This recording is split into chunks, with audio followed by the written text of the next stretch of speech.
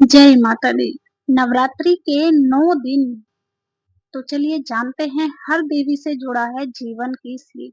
जानेंगे कौन से ग्रंथ में क्या है महत्व माता रानी का। नवरात्रि सिर्फ एक धार्मिक पर्व नहीं है बल्कि आत्म शुद्धि, आत्मबल और ऊर्जा के जागरण का भी समय है। नवरात्रि एक ऐसा पर्व है जो आत्मा को शुद्ध करने और जीवन में ऊर्जा भरने का भी कार्य करता है। यह केवल देवी की पूजा नहीं बल्कि अपने अंदर की शक्ति को पहचानने का भी अवसर है। 9 दिन तक माँ के 9 स्वरूपों की आराधना करते हुए हम जीवन के हर पहलू, साहस, धैर्य, सेवा, न्याय और ज्ञान को समझते हैं। यह पर्व मानसिक, शारीरिक और आत्मिक संतुलन लाने में मदद करता है। उपवास, ध्यान और साधना से व्यक्ति खुद को भीतर से मजबूत करता है। माँ के हर स्वरूप से हमें एक दिशा मिलती है कि किस प्रकार जीवन में संतुलन और सकारात्मकता बनाए रखें। देवी दुर्गा को शक्ति, भक्ति और मुक्ति का प्रतीक माना जाता है। यही कारण है कि नवरात्रि को शक्ति पर्व के रूप में पूरे भारत में विशेष श्रद्धा से मनाया जाता है। इनके 9 दिनों तक माँ दुर्गा के 9 स्वरूपों की पूजा होती है और हर देवी का एक विशेष स्वरूप और जीवन से जुड़ा गहरा संदेश होता है। तो चलिए जानते हैं नवरात्रि का पहला दिन माँ शैलपुत्री आत्मबल का आरंभ है। नवरात्रि की जो शुरुआत होती है वो माँ शैलपुत्री जी की पूजा से होती है और वह पर्वतराज हिमालय की पुत्री हैं।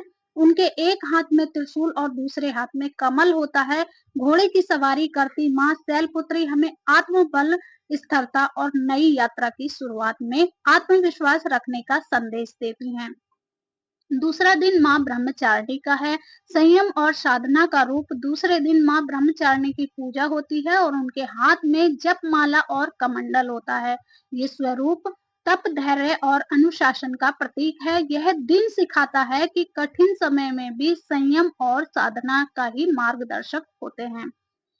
नवरात्रि के तीसरे दिन माँ चंद्रघंटा की पूजा होती है जो कि साहस और आत्मरक्षा की देवी है। माँ चंद्रघंटा का स्वरूप अर्धचंद्र के साथ है और उनके 10 हाथ होते हैं। यह दिन जीवन में साहस, निडरता और आत्मरक्षा के महत्व को बताता है। उनका संदेश है कि डर से नहीं, हिम्मत से जियो। चौथा दिन माँ कुष्मांडा का होता है जो कि ऊर्जा और सृजन की देवी है। माँ कुष्मांडा के नाम का अर्थ है ऊर्जा से ब्रह्मांड की रचना करने वाली।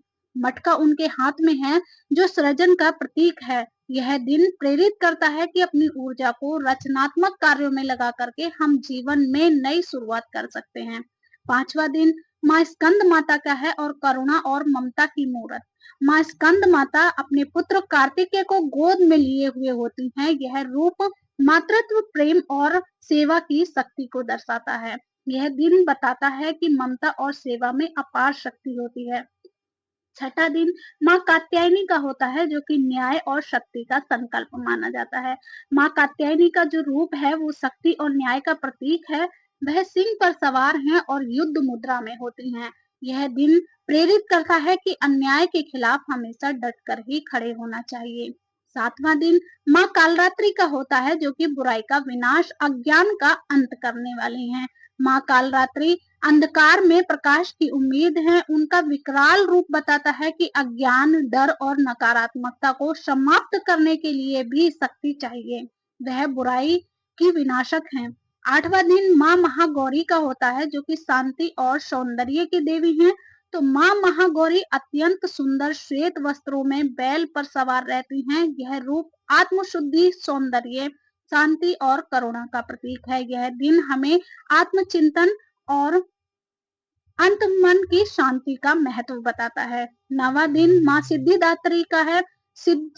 सिद्धियों की दात्री माँ सिद्धिदात्री कमल पर विराजमान है और सभी सिद्धियों की दात्री हैं। उनका स्वरूप यह संदेश देता है कि जब हम पूर्ण समर्पण के साथ आगे बढ़ते हैं तो सफलता स्वयं मिलने लगती है। धर्म ग्रंथों में भी नवरात्रि का उल्लेख है।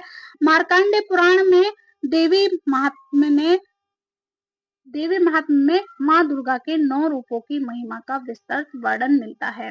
देवी भागवत पुराण में नवरात्रि को आत्मशुद्धि और शक्ति उपासना का सर्वोत्तम काल बताया गया है। कालिका पुराण में इस ग्रंथ में माँ के विभिन्न स्वरूपों की आराधना के बारे में भी आराधना के लाभ भी बताए गए हैं। और शिव पुराण में देवी की पूजा को मोक्ष प्राप्ति और शक्ति जागरण का माध्यम माना गया है। रामायण में श्री राम ने रावण से युद्ध के पहले शारदीय नवरात्रि में मां दुर्गा की ही पूजा की थी। महाभारत काल में अर्जुन ने युद्ध से पहले मां दुर्गा का आवाहन करके विजय का आशीर्वाद प्राप्त किया था। स्कंद पुराण में है, मां दुर्गा को सृष्टि की आदि शक्ति कहा गया है, जिनकी उपासना से शक्ति प्राप्त होती है।